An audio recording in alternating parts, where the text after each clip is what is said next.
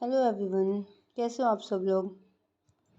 जैसे कि आप सब लोग जानते हो, हमारे जो एनवीएस नॉन टीचिंग के एग्ज़ाम्स हुए थे वो 14 मई से हमारा एग्ज़ाम स्टार्ट हुआ था और हमारे एग्ज़ाम्स कब तक चले थे, 18 मई तक हमारे एग्ज़ाम्स चले थे। अभी जो एनवीएस नॉन टीचिंग के जो एग्ज़ाम्स हुए थे उनकी जो आंसर की है वो आउट हो चुकी है। एनवीएस नॉन टीचिंग एग्ज़ाम्स की आंसर की आउट हो गई है। ठीक है, आंसर की का लिंक हमारे पास कल आ गया था, बट जो डिस्प्ले वो आज हुई है, राइट। और जिसके अंदर से एनवीएस जो लैब अटेंडेंट है ना, एनवीएस लैब अटेंडेंट वाली जो है वो अभी तक डिस्प्ले नहीं हुई है।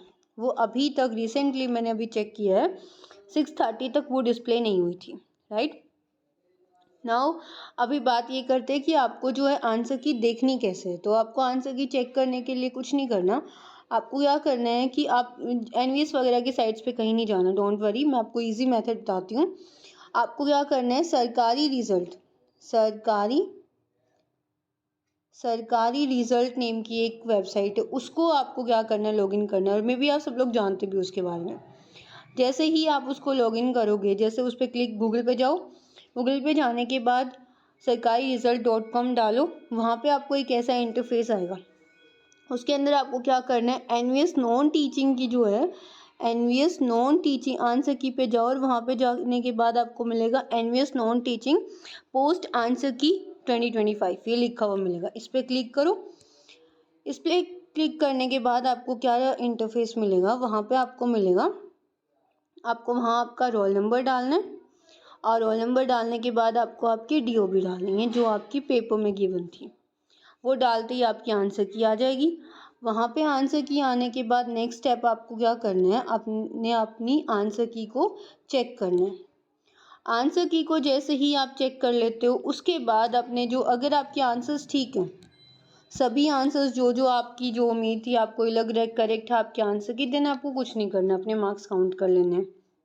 एंड अगर आपको ये लगता है कि मेरा ठीक था, ये रॉन्ग है, इन्होंने आंसर की के अंदर रॉन्ग दिया, तो आपको क्या करना है, आंसर की को चैलेंज करना है। उसको हम बोलेंगे की चैलेंज।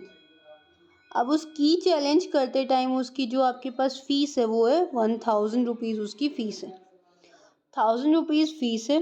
क्या करोगे, पहले अपने आंसर की चेक कर लिया, उसके बाद जो उस आंसर की का वहाँ पे रॉन्ग आंसर गिवन है वो रॉन्ग आंसर, वो जो रॉन्ग आंसर गिवन है वो, और जो आपके पास राइट आंसर है वो राइट आंसर, साथ में उसका जो प्रूफ आपने ढूंढा है वो प्रूफ, ये चीज़ें क्या करनी है, आपने उसके साथ में अपलोड करनी है।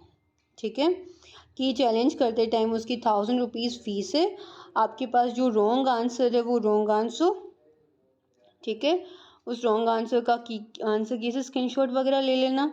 और इसके बाद रॉन्ग आंसर का उसके आफ्टर दैट आपके पास जो प्रूफ है कि ये वाला जो आंसर है, मैं जो आंसर बता रहा हूँ ये आंसर करेक्ट है, उसका प्रूफ दोनों लगाने के बाद अपलोड कर देना है। उसके बाद अपलोड करने के बाद हमारे पास मेक पेमेंट का एक ऑप्शन आएगा, उस मेक पेमेंट के ऑप्शन पे क्लिक करके आपको पेमेंट जो है डिटेक्ट हो जाएगी। इस तरीके से अपनी आंसर की को डिटेक्ट करना है। इसके बाद बात आती कट ऑफ की।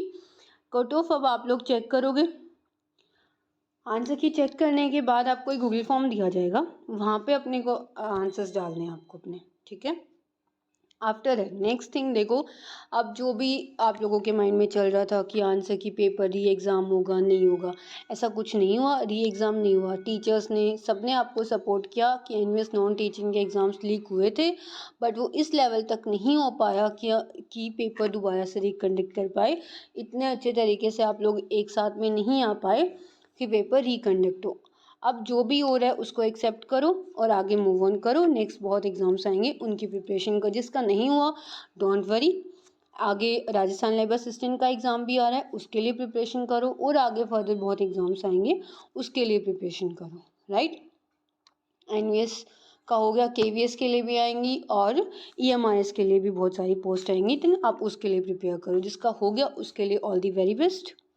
ठीक है, do like share and subscribe our channel.